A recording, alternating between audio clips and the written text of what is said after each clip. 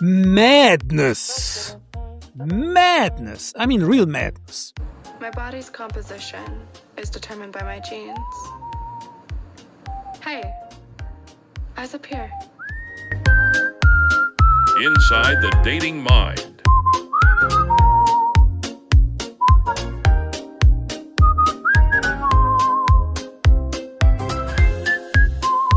Welcome to Inside the Dating Mind. I am Dr. Axel Schumacher, scientist, tech CEO, speaker and author. And after living through my own struggles in love, I dedicated decades to uncover the real reasons why modern dating feels so broken and how we can fix it. So I created this channel to help you find real love and meaningful connections. Not through pickup or red pill advice, but through insight, the best dating and relationship advice on the planet, grounded in cutting-edge science, thousands of hours of real-world experience, and the timeless wisdom of the world's most brilliant minds on attraction, love, and human connection. So please subscribe, like the video, and hit the notification bell. Madness. Madness. I mean real madness. Lately we have handed yet another glimpse into the absurd state of modern culture. So what happened? It all began with an ad. American Eagle, yes, that's this clothing brand that sells jeans, cropped sweatshirts and slogans to mostly young women, released a new campaign featuring 27-year-old White Lotus and Euphoria star Sydney Sweeney. The concept? A cheeky wordplay. Sydney Sweeney has great jeans. Jeans as in denim. And jeans as in the ones that gave her the famous hourglass figure. In the ad, Sweeney poses in a denim shirt and loose-fitting jeans, while a voiceover says, Genes are passed down from parents to offspring, often determining traits like hair color, personality, and even eye color. My genes are blue. Sydney Sweeney has very jeans. Simple, harmless, flirty, and then the internet lost its mind. Critics accused American Eagle of promoting eugenics. Yes, seriously, eugenics. A TikTok clip even labeled the campaign as fascist propaganda. Sydney Sweeney American Eagle ads are weird, like fascist weird, like Nazi propaganda weird. Should we be surprised that a company whose name is literally American Eagle is making fascist propaganda like this? Fascist propaganda over a pair of jeans? Welcome to 2025. That might be a bit of an overreaction. Although Hitler did briefly model for mine comfort fit jeans. Now we arrive at the heart of the matter. So let me explain what really is going on here. And no, it has nothing to do with the left or right-wing politics. That's a distraction. What we are really witnessing is nature doing what it's always done. Let's go back to this clip. This type of advertising is being used that feels so for the male gaze and so over-sexualized. Like, I just don't like it. I don't like it even a little bit. She doesn't like it. That's it. She doesn't like it. That isn't ideology, it's biology. What's playing out here is a textbook case of intrasexual competition, a well-documented evolutionary mechanism where individuals of the same sex compete for reproductive advantage. So ask yourself, who's upset about the ad? Who's leading the outrage? It's not men, it's women. Not all women, of course, but the majority of vocal critics aren't objecting from some lofty place of moral clarity. They are reacting to a perceived threat. Sydney Sweeney, with her symmetrical features, ideal waist to hip ratio and effortless beauty. It triggers competitive tension. So why? Because she represents something evolutionary advantageous, reproductive fitness. When beauty confers social capital, those who feel disadvantaged in that arena may seek to level the playing field, not by outcompeting, while that would require some effort, but by discrediting. So, no, this isn't about ethics or fascism. It's simply about Darwinian dynamics wrapped in cultural outrage. Aria, maybe you can walk us through this idea of intrasexual competition. Darwin proposed two primary means by which sexual selection could operate. The first is intersexual selection, and the second is intrasexual competition. Imagine a group of male animals all wanting to mate with the same female. Not an unusual thing in any nightclub. These males will often compete with each other to see who gets the chance.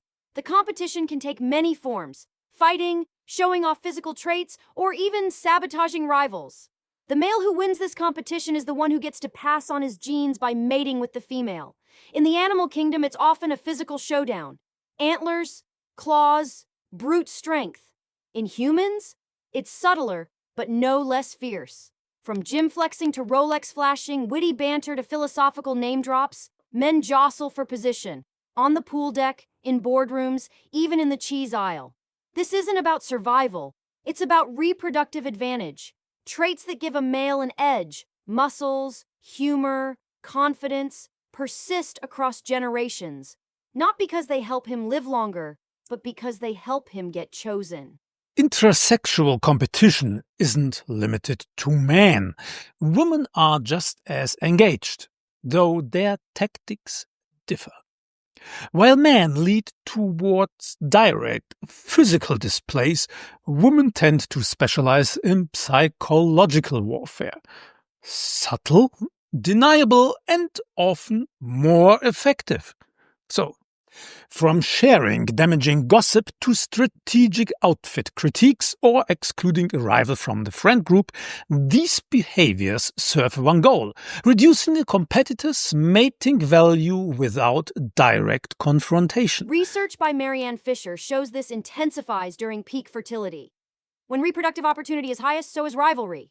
Women ramp up self-promotion, sexier clothing, makeup, gym time, and also derogation, especially when primed by exposure to attractive competitors. Even dating behavior reflects this. Ovulating women choose more revealing fashion, especially when other attractive women are present. Scarcity of high-value mates fuels this arms race. The mate competition overestimation bias drives women to see rivals everywhere and respond accordingly. It's nature's high-stakes game, and evolution rarely plays fair. And that, dear listener, is the punchline of the Sydney Sweeney story. It's not politics, really not. It's not eugenics. It's not the rise of the Fourth Reich via blue jeans. It's just that some women can't compete with Sydney's genes, so they fight with the only weapon left: hashtags, outrage, and the word fascist. Yeah. And suddenly Sweeney is a Nazi. It's intrasexual competition. Sydney's got great genes, which is a pun and also not a lie. So naturally, the pitchfork came out. Not because she's dangerous, because she is hot. Let me confess something here. just between us carbon-based life forms. Do I find Sydney Sweeney sexy? Yes, I do. And if a man tells you he doesn't, he's lying. Or blind. Or both.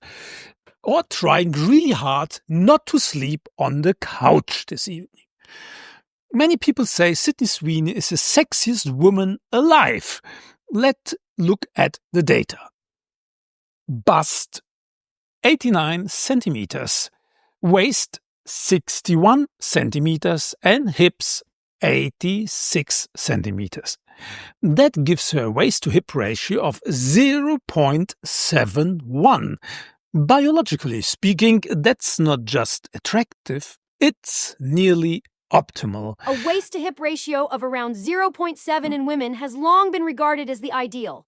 Not by fashion editors or pop culture tastemakers, but by evolution. Across cultures, across history, and across dozens of peer-reviewed studies, this ratio consistently tracks, with higher fertility, better hormonal balance, and perceived health. It's not arbitrary, it's not sexist, it's just how natural selection wired the human brain.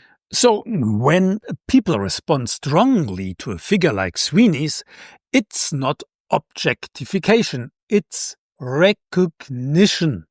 Recognition of a shape that's been signaling reproductive fitness for hundreds of thousands of years. Let's look at the science. Here I did a study on the most celebrated female sex symbols of their time. And of course, it's worth noting that these figures are not static. They vary due to influences such as aging, health, and of course, lifestyle choices. No? So up until puberty, so boys and girls are essentially built the same, but when puberty hits, and really the floodgates of hormones burst open, their bodies undergo dramatic changes and then morphing into distinct shapes. So for young women, we can see this here. The average waist-to-hip ratio settles around 0.75. The average adult women have a much higher ratio of around 0.82 in the Western world. And unfortunately, as then the fertility decreases, the ratio shifts, and after menopause, so the fat tends to accumulate around the midsection, causing the ratio to rise to ranges between 0.85 and 0.92, making the body shape more masculine. And this is also another reason why men prefer younger women. So if you look back here then into the middle section of the graph, there we find again the Venus, the Milo, with her graceful proportions around 0.7. But when we now fast forward a couple of millennia and we go to today's goddesses, so our movie stars and supermodels, so how do they compare? Like we have here at the upper end, the typical models, the sizes we have around 0.73. So Romy Schneider, Liv Taylor, Scarlett Johansson, so Jennifer Lawrence. In the middle at the typical classical shape is actually most porn stars where they fall at 0.7. As supermodels 2, they are around 0.69. And there we also find some classical beauties of the movies like Doris Day, Grace Kelly, or Margot Robbie. She's very typical for Playboy centerfolds, which are around 0.67 to 0.68. Other famous actresses are Jennifer Lopez, Katharine Hepburn, Angelina Jolie. And so when we are going lower and lower on the scale. And standouts on this list include Audrey Hepburn, Elizabeth Taylor, and of course, Brigitte Bardot. Bardot with a waist-to-hip ratio of 0.57 on the lower end of the scale is really an outlier, even among outliers. So her body proportions could be described as hyper feminine. She's practically like in another dimension. So interestingly, when we look at how large language models nowadays, if you ask them to draw you a nice, beautiful woman, what they will do is they will also show you pictures of hyper feminine characters averaging exactly at this 0.57.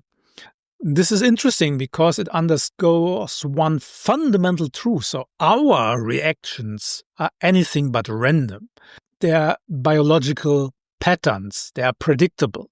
It seems that the most attractive value is somewhere in between. So in my review of articles celebrating the most beautiful women in history, so we again and again come to the 0.62, which is also, maybe not by coincidence, the average of most swimsuit magazine cover models. Closest to this enormously attractive ratio were, for example, Sophia Loren, who was one of the most beautiful women to ever grace the silver screen, Claudia Cardinale, and Raquel Welch, who was considered one of the most beautiful women in the world in the 90s, 60s, and 70s. And she holds the distinction of being the first woman featured on the cover of, wait for it, the Sports Illustrated swimsuit issue. There you go. A low waist-to-hip ratio signals high fertility and good health. And here's the thing. Even men blind from birth prefer lower waist-to-hip ratios, suggesting this preference is innate and not learned. Women's waist-to-hip ratio drops after puberty, thanks to increased fat around the hips and thighs, nature's way of prepping for childbirth. And as fertility fades, the ratio rises, which explains why man's attention shifts to younger women. It's not just aesthetics, it's evolutionary pattern recognition. The waist-to-hip ratio also predicts health outcomes. The WHO recommends a max of 0.85 for women. Above that, risks like heart disease climb. Even more mind-blowing? Kids born to women with a waist-to-hip ratio around 0.7 tend to score higher on cognitive tests. So, when men look at women with a low waist-to-hip ratio, it's not shallow. It's biology. It is nature's fertility billboard, and your subconscious is reading it.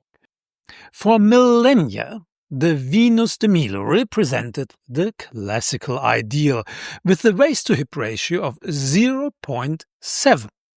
But in my research, I found out that the ideal ratio is actually closer to 0.62. The number isn't random. It appears in AI-generated women, erotic art, anime, even sex dolls. When men create their fantasy without judgment or compromise, 0.62 emerges again and again. That's why swimsuit models always have 0.62.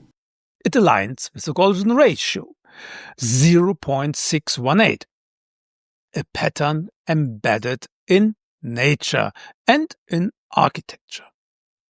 From ancient goddesses to modern supermodels, the most desired bodies fall near this mathematical ideal, and studies show it signals peak fertility, health, and youth, instinct wired deep into the male brain. But with Sydney Sweeney, it doesn't end there. Oh no. She also has big boobs. Great big ones. And here comes the big plot twist. Brace yourself, because you're not going to believe this. Men like big boobs. I am shocked. Shocked. Well, not that shocked. Part of what makes Sydney Sweeney so striking lies also in the symmetry and proportions of her facial features, qualities that align with what artists and scientists alike have long recognized as hallmarks of beauty. Once again, we encounter the golden ratio, that ancient mathematical proportion found throughout nature and art, from Nautilus shells to Renaissance paintings. So, when applied to the human face, the golden ratio appears both horizontally, if in the so-called rule of fifths, and vertically, through the rule of thirds. According to the vertical rule, the forehead, nose, and the area from nose to chin should each occupy roughly a third of the face's length. Facial anatomy offers further clues. An attractive nose, for instance, from the front, the width of the nose often matches the distance between the inner corners of the eyes, and the nasal tip takes up about 1/3 of the nose overall width. Lips, too, follow a geometric ideal. Their width is ideally 1.6 times that of the nose, with the upper lip about 62% the height of the lower, another nod to the golden ratio. A well-positioned chin typically sits just a millimeter behind a vertical line dropped from the upper lip. And then there are the cheekbones, high and well-defined. They serve as one of the most universally recognized indicators of facial beauty. In Sweeney's case, her facial proportions closely match all of these classic ideals, which is why she's often described as a classical beauty. Her appeal may seem effortless, but it's grounded in patterns our brains have been attuned to for millennia. Let's be honest, Sydney Sweeney has almost unfairly good genes. The kind of genes that make people drop their coffee, walk into traffic, or forget how sentences work. And if you're really offended by this, it might be time to go outside, touch some grass, breathe some air, maybe hug a tree. Now back to the criticism of the ad campaign. The core accusation is basically this. By spotlighting the great genes of a white blonde, blue-eyed actress, the campaign sends the message that some heritages are superior to others. In other words, it's racist. Except it isn't. Men of every background find Sweeney attractive. This isn't about whiteness, it's about waist to hip ratio, facial symmetry, and pop culture star power. If American Eagle had cast Beyoncé or Halle Berry, the ad would have landed just as well. But they didn't. They picked the biggest sex symbol of the moment, and that happens to be Sydney Sweeney. Let's be clear. A blonde, blue-eyed actress making a cheeky pun about jeans and jeans is not a dog whistle for white supremacy. It's a pun, a simple play of words. It's also mildly clever. And dare I say, funny. But we live in an age where humor is suspicious and beauty is political. Outrage is the real currency now, more shareable than subtlety, more viral than nuance. We are watching a cultural ecosystem evolve where even the most innocuous ad campaign becomes kindling for a wildfire of moral panic. This case is a prime example. Instead of asking why a woman like Sydney Sweeney captivates, we default to reflexive offense. And as a result, serious conversations about beauty, biology, or even branding are drowned out. Even educated minds get swept up. The Atlantic's Sophie Gilbert claims the phrase good genes winks at eugenics and the modern right. Dr. Sarah Sifai, a senior lecturer in gender and cultural studies at University of London, goes further, suggesting it's airing a white supremacist fantasy. Really? A denim ad? Look, this isn't insight, it's projection. These responses say more about our cultural lens than about the ad itself. My body's composition is determined by my genes. Hey, eyes up here. What did the good doctor say about this clip? Dr. Sarah Sifai describes the ad as a racialized fantasy of whiteness, claiming it sexualizes the viewer through voyeurism. But let's pause here. Of course it sexualizes. That's the whole point. We are sexual creatures. We always have been. That's not a crisis, it's biology, evolution. What critics like Sefai miss is that sexual signaling is not a glitch in the system. It is the system. Modern culture is soaked in it. You're not escaping it by scolding a denim ad. Our entire economy is powered by mating psychology. Just look at Amazon. Perfume, lipstick, high heels, protein powder, tailored suits, watches, cologne, and denim jeans. They all exist, ultimately, to make us more attractive to potential mates. You can't wish it away. Look, American Eagle isn't in the business of eugenics. Really, they're in the business of selling jeans. And they understand the ancient rule of advertising: make your customer feel more desirable. If that means suggesting that Sydney Sweeney looks good in their product, then yes, it is sexual.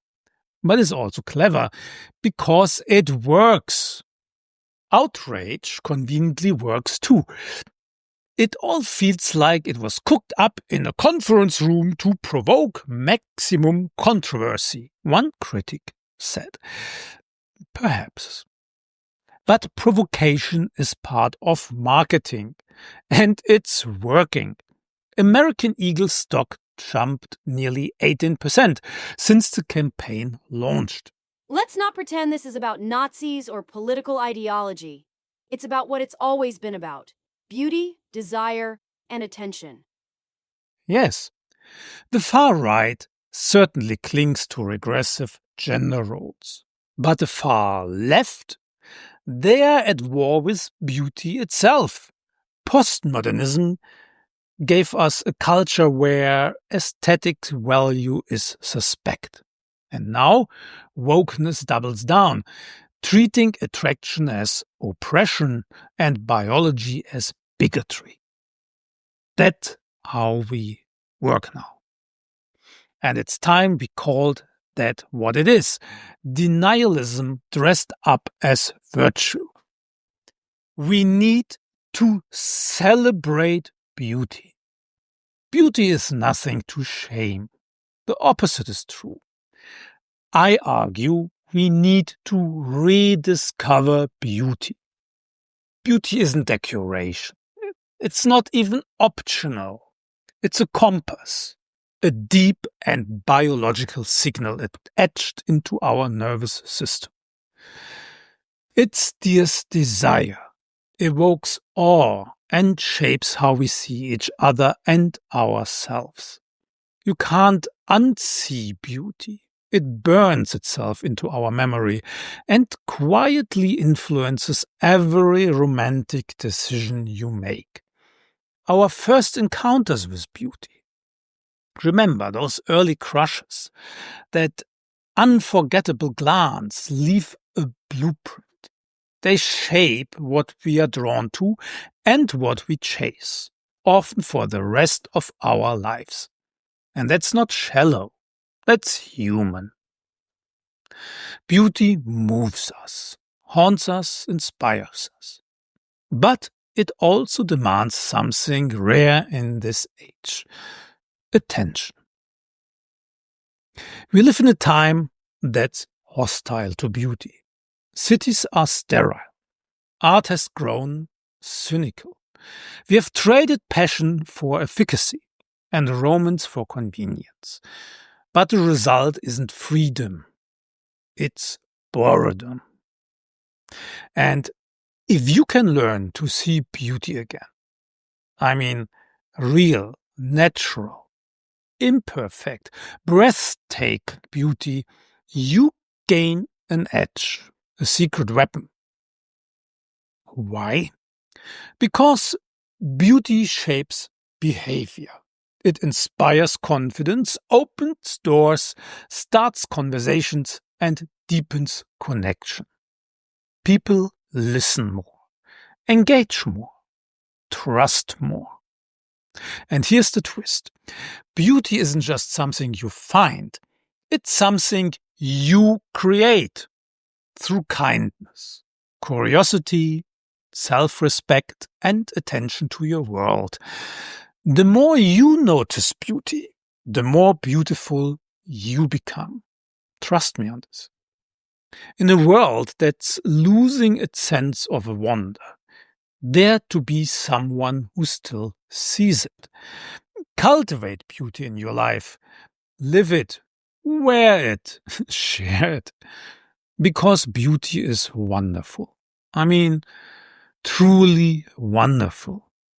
It's sacred. And when you learn to move through life with that awareness, you don't just date better, you live better. To sum up, American Eagle, a brand that sells mostly to 18 to 25-year-old young women, dared to aim its campaign at the male gaze, triggering intrasexual competition in women. Scandalous! How dare they understand their customers better than a tenured sociologist? But here's the thing. They're not wrong. They're just honest. The ad teaches young women to use their beauty to attract a good man. And you know what? That's not oppression. That's biology. Exactly. Young women are evolutionarily wired to do exactly that. Use their youth, their curves, their cosmic 0.7 hip-to-waist ratio, and yes, their bountiful breasts. Not to dismantle the patriarchy, but to lock down a mate with excellent genes. And I'm not talking about blue jeans. And remember, beauty isn't fascist. It's just biology, darling. Most people sleepwalk through dating. Swiping, ghosting, repeating. But you are still here, which means you are different. I think you're ready for more. So this podcast isn't just about getting dates. It's about remembering that connections should feel good, that flirting can be fun, and that love isn't a war. It's a dance. We'll dig deep. Science, honesty, no gimmicks, no gender wars, just real tools, real talk, and maybe a return to wonder. So welcome to the Amoro tribe. You have found your people. That's it. Thanks for your support and thank you for listening. And before you rush off to buy new blue jeans, if this episode made something click, don't let that flash of clarity disappear into the algorithm. Subscribe, but more importantly, leave a comment. Ask the question that no dating coach wants to touch, the one that kept you staring at the ceiling at 2 a.m. I read them and I respond to the bold ones. And If you know someone still swiping their way through an existential crisis, share this with them. Be a good friend. Until next time, stay curious, stay kind. This is inside the dating mind. You can switch off now. The podcast is over. Go out to socialize and don't forget, go touch some grass.